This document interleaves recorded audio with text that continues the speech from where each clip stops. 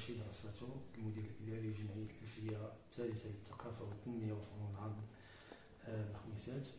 اليوم كيشرفنا كفرقة مسرحية مدعمة من طرف وزارة الشباب والثقافة أننا نقدم العمل المسرحي الموجه للأطفال أجراد ملحة من تأليف الأستاذ عبد الرحمن مدحو وإخراج الفنان الشاب نجيب بن نصر ابن مدينة مكناس.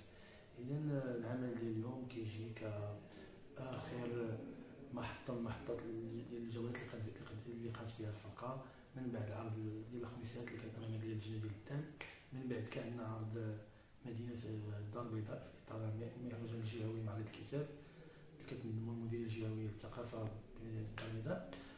كذلك قلنا من بعد العرض ديال مدينة الدار البيضاء في إطار المهرجان الجهوي معرض الكتاب اللي كنظم الدار البيضاء نظمته الوزارة. كان عندنا عرض آخر بمدينة تيفلت والحاج، واليوم كما قلت كنختتموا الجولة ديالنا هنا بمدينة مكناس بقاعة المنوي. عرض أجراد ملحة عمل احترافي كيجمع مجموعة ديال الوجوه تاع الشاشة المغربية ومجموعة ديال الممثلين المحترفين المغاربة. كنتمنى باش ينال الإعجاب ديال الجمهور كذلك المكناسي وأطفال مدينة مكناس، ومرحبا بالجميع. شكرا. قبل ما نكملوا معك استاذ، ما كرهناش انك تقول لنا كيفاش تلقات المسرحيه الاعجاب ديال المدير اللي دزتو فيها، كيفاش التفاعل ديال الجمهور مع المسرحيه؟ الحمد لله العمل تقدم به كما قلت مجموعه ديال المناطق ومجموعه ديال المدن داخل المغرب. الحمد لله كان واحد التجاوب كبير ما بين الاطفال وما بين الممثلين، لا من خلال اللعب ديال الممثلين ولا من خلال كذلك القصه ديال المسرحيه. مرحبا بنا الناس من مكناس، الناس ديال الثقافه اللي كنعرفوهم وعندنا اصدقاء بزاف في المدينه هذه. شنو نقول لك؟ شنو الدور اللي تتقدم له؟ الدور ديالي هو الدور ديال الشيطان اللي كيعرفوا كل شيء، اللي كيدير ديما المشاكل وكيدير الصراع، واللي كيكون هو المشكل ديال المسرحيه كامله اللي كما كيعرفوا كاع الناس. الحكايه الشعبيه ديال أجراد ملحة اللي سمعناها كاملين عاودتها الجداد ديالنا. الشيطان هو اللي كيدير المشكل العاقسه اللي كتسرق الوليدات الصالحه واللي كيخليها هي اللي غادي دير هذوك المشاكل كامله. يعني هو المتحكم في كما قلت لك تبارك الله كان واحد التفاعل مع الجمهور، وخاصه مسرحيه أجراد ملحة اللي الناس ما تفهموش شنو هي أجراد ملحة بالضبط، اللي اليوم اكتشفنا معكم في المسرحيه. شكرا. هذه أجراد ملحة هي من التراث الشعبي، تم الإحياء ديالو وإعادة الكتابة ديالو من طرف الصديق عبد الرحمن بن دحو، وكان اختيار لأن كاين شوية ديال الخصاص من هذا النوع ديال المسرح، سورتو مسرح الطفل، خاصه اللي تحكي على الحجايات القديمه الخدمات وحتى في النيفو ديال الملابس لو ستيل هذايا، واللي كيخلي ان الجمهور لا الصغار ولا الكبار انهم كيركزوا معاك وكيبقاو معاك باش انهم يفهموا ويمشيو مع الجمهور. يستحق. اليوم كنا في ربما العرض الاخير المدعم من طرف وزاره الثقافه فيما يخص مسرحيه أجراد ملحة. فرحانين بزاف بالجمهور المكناسي اللي كان حاضر هو معنا وكان عايش معنا العرض المسرحي كما ينبغي. وشكرا كذلك حتى الاعلام بشخص صوت العداله اللي ماشي ديال المحطه الاولى اللي تبعتنا في المحطه ديال تيفلات، تبعتنا في محطه الخميسات، واليوم حاضر معنا هنايا في مكناس، دليل على انه القناه هي مهتمه بالشان الثقافي بين الحوايج اللي يعني الجميع يهتم بها دولة وحكومة وكذلك جمعيات وفاعلين سواء في الصحافة سواء في الإعلام بصفة عامة. وشكرا لكم على هذه الزيارة. شكرا على المتابعة الإعلامية. نجيب نصر مخرج عمل مسرحي أجراد ملحة، العمل اللي منبثق من الحكاية والتراث الشعبي المغربي الأصيل. عطينا هذا التصور نتاع أجراد ملحة بتصور حداثي اللي يليق بالجمهور، الجمهور ديال المسرح الطفل وما ادراك ما مسرح الطفل، هو عطينا العمل المسرحي بواحد النكهه بسيطه وبسلاسه باش نقدروا نوصلوا هذا العمل للطفل يعني عموما. اليوم حطينا الرحاب مدينه مكناس في اطار الجوله الوطنيه بدعم من وزاره الشباب والثقافه والتواصل قطاع الثقافه مع جمعيه الالفيه الثالثه. قدمنا العرض بمدينه مكناس بالمركب الثقافي المفتي محمد المنوني. كنشكروا الحضور الكريم، الحضور ديال مدينه مكناس، وحنا من بطبيعه الحال الانتماء ديالنا كيبقى ديما يعني المدينه مكناس، رغم اننا كنمثلوا مدينه الخميسات في اطار هذه الجوله هذه. كان العرض مهم اننا نعرضوا مدينه مكناس بحكم ان مدينه مكناس معروفه بالمسرحيين ديالها والمثقفين ديالها وكل الناس اللي عندهم واحد الذوق راقي في المجال المسرحي.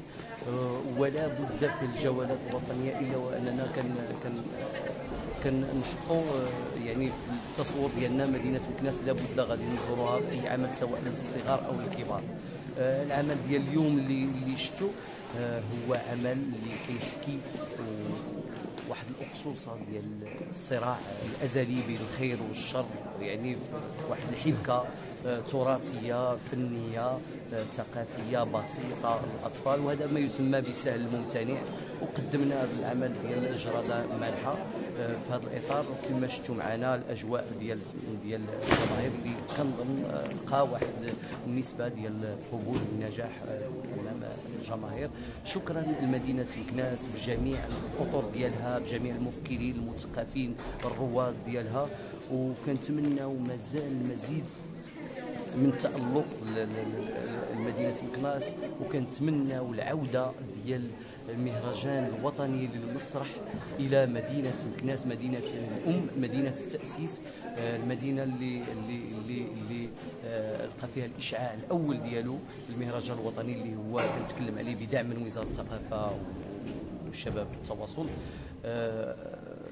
قاعة ممتازة، جمهور راقي.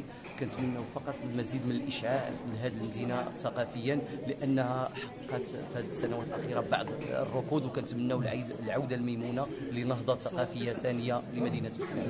شكرا. بغيت نعرف علاش ما حاولتوش بحكم هذا مسرح الطفل باش يمكن له يستافد منه، يعني عرض يكون يستافد منه أكبر شريحة من الأطفال، علاش ما حاولتوش تستعنوا بشي جمعيات متخصصه في الاطفال اللي تحاول تنسق، يعني نتوما صعيب باش ديروا كل شيء، ولكن تنسق مع مجموعه مؤسسات تعليميه اللي دير برنامج باش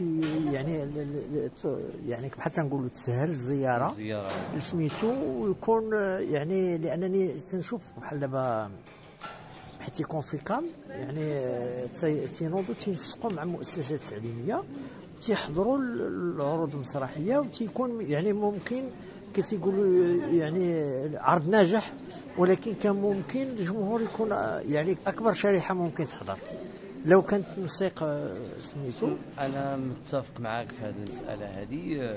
هو ما غاديش نقول ما كانش تنسيق، كان تنسيق مع شي جوج ديال الجمعيات تنسيق معهم، ولكن انا تنهضر على الجمعيات اللي يكونوا ناشطين تيكونوا عمليين اللي تيمكن لهم ينسقوا مع مجموعه مؤسسات تعليميه، فهمتي؟ انا كنتمنى لان العرض ديال الصغار ماشي هو العرض ديال الكبار، العرض الكبار تيمكن لك يعني دير يعني في فيسبوك وكذا او تنشروا سميتو، تيمكن له يعني في اطار التواصل. في اطار التواصل حنا راه في التواصل ديالنا مع المديريه الاقليميه لمكناس كانوا شاروا لنا بانهم كانوا تواصلوا مع مؤسسات تعنى بالطفل مثل غيتا زنيبار، مثل يعني مؤسسات اللي هي عندها الصبغه يعني ديال التربيه والناشئه، تواصلوا معهم. ولكن مع الاسف ان هذه المساله هذه كنبغيها الطرح هذا يولي طرح مؤسساتي، وهذا الشيء اللي قلت لك، بحيث ان الاشتغال مع جمعيات تيشتغلوا بشكل عملي، بحيث اننا حنا لا يمكن ان فرقه من مدينه اكس او مدينه ايكغيك انها غادي تكون تجي لواحد المدينه وهي اللي غادي تعرف شكون اللي ناشطين فيها في المجال ديال التخصص الاشتغال ديالهم. كنتمنى ان لا نعرف الصعوبات، ولكن كان ممكن يعني لو يعني تشتغل مع مجموعه اطراف كان ممكن تحقق يعني اقصى درجه ديال، فهمتي؟ كنتمناو ديما حنا كنتمناو وكنتسناو، قالك اللي يتمنى احسن. ماشي كان يعني كاين بزاف الانتظارات، الانتظارات نتاع الفرق المحترفه اللي كتشتغل في المجال سواء مسرح الطفل او مسرح الكبار، عندهم بزاف ديال الانتظارات، وكنتمناو ان الطرح كما كنقول يولي ويصبح مؤسساتي فريمون، باش ان نجيو حنا لهذه المؤسسه هذه نلقاو عندها لي زاديرون منخرطين ديالها، عندها لي جروب دابا الحمد لله اعلاميا ويعني في اطار التواصل هذا الشيء اللي ميديا راه كاين واحد التواصل اللي ممكن نحط واحد الدعوه في واحد سميتو كل شيء يحضر. مع الاسف انا قلت هذا الشيء علاش؟ لان العرض كان ممتع وكان ناجح. الى تبعتوا معنا في المنابر الصحفيه مثلا صوت العداله اللي في كل مدينه متابعنا غادي نلاحظوا ان كاين. شكرا الله يجازيك بخير. نلاحظوا بان راه النسبه ديال الملء ديال القاعات كانت كتفوق، بعض القاعات كانوا كيفوقوا 100%. عندنا في الاقليم ديال الجهه ديال رباط سلا القنيطره كان عندنا النسبه تفوق 100%. عندنا القاعات اللي الدوبل ديالهم بقاو على برا ديال الاطفال، وكاين بلاصه اللي عرضنا فيها جوج المرات، عرضنا الصباح وعرضنا العشيه.